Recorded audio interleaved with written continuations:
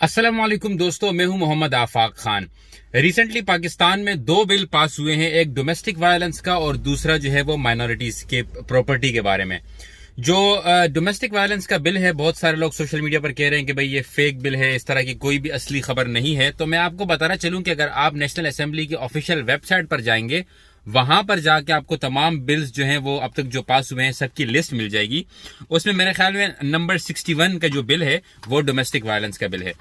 ये आप देख सकते हैं इसके पार्ट 2 में। अगर हम इसका पार्ट 2 देखें, जिसमें यह दिखाया गया है कि डोमेस्टिक वायलेंस के जुमरे में क्या क्या आता है, तो इसमें लिखा गया है कि jealousy causing repeated invasion of the victims privacy, liberty, integrity and security.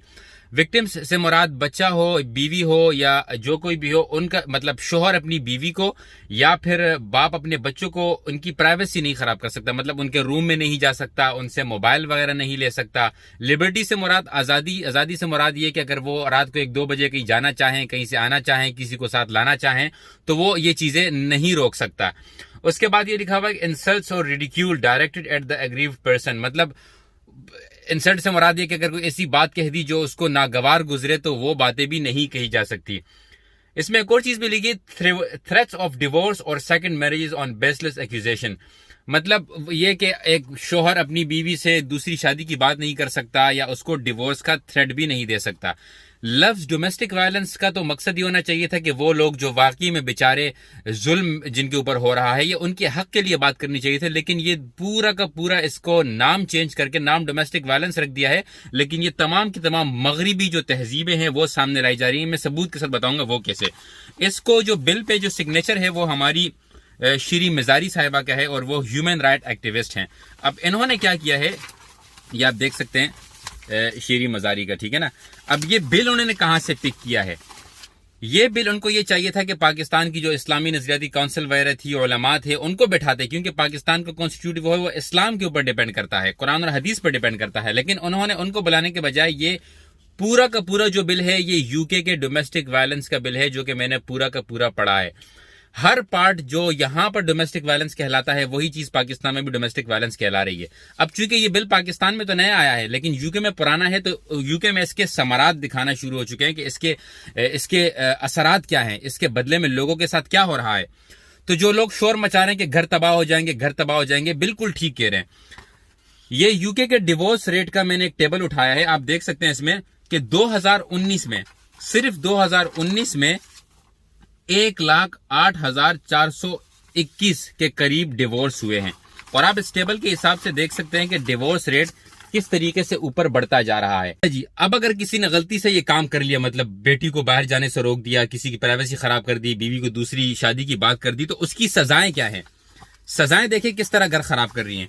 सजा यह है कि not to have any communication in any form और मैनर इंक्लूडिंग पर्सनल, ओरल और रिटन। मतलब अगर आपके बीवी, बच्चे ने या किसी ने भी, बेटी ने अगर आपके खिलाफ कोई मुकदमा कर दिया तो आप उनसे बात भी नहीं कर सकते। आप उनको ये भी नहीं कह सकते कि आए इस मामले को हल करवाएं, आप ये बात भी नहीं कर सकते। उसके बाद ये कि आपको उनसे दूर रखा जाएगा। दूसरी तरफ ये है कि आप उनसे जितना दूर हो सकेंगे आपको रखा जाएगा। आप अपने घर में भी नहीं जा सकते। और उसके बाद आपको जीपीएस का ट्रैकर पहनाया जाएगा। एक मर्द को कितना बुरा लगेगा उसको जीपीएस, एक बाप को जीपीएस ट्रैकर पहनाया गया क्योंकि उसने अपनी बेटी को बाहर जाने से रोका। ये जो मियां बीवी एक दूसरे के साथ रहते हैं या एक दूसरे की बात को बर्दाश्त करते हैं, ये इस वजह से होता है कि यार हम लोगों ने एक दूसरे के साथ जिंदगी गुजारने का वादा कर लिया है, हमने निकाह कर लिया है। लेकिन जब उनको ये उम्मीद दिलाई जाती है कि जरूरी नहीं कि आपने वक्त गुजारना है, छोटी सी बात आपको नागवार गुजरे, आप बर्दाश्त करने के बजाय कोर्ट में ले आए, तो जो बात छोटी सी कहीं हल हो सकती थी वो कोर्ट में आने की वजह से फिर बात गैरत किया जाती है और मामलात खराब हो जाते हैं। दूसरा जो बिल पास हुआ है ये भी आप नेशनल असेंबली की वेबसाइट पर देख सकते हैं, ये मैंने इसका यहाँ स्क्रीनशॉट लगा दिया है। ये बिल पास हुआ है कि माइनॉरिटीज की प्रॉपर्टीज की खरीदो फरोख्त और बेचना और लेना और इसकी रेनोवेशन करना, इसको जो है इसके ऊपर कोई हर्डल ना बनाया जाए।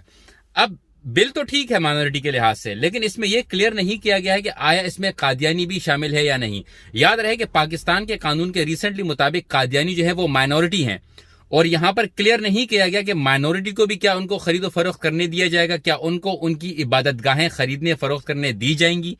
अगर हां तो यकीनन इस बिल के खिलाफ भी हमें आवाज उठानी चाहिए।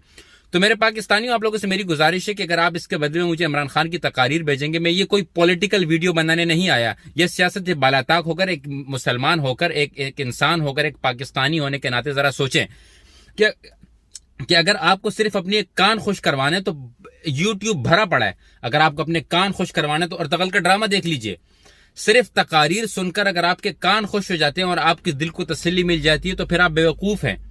देखना यह है कि इंप्लीमेंटेशन क्या हो रही है।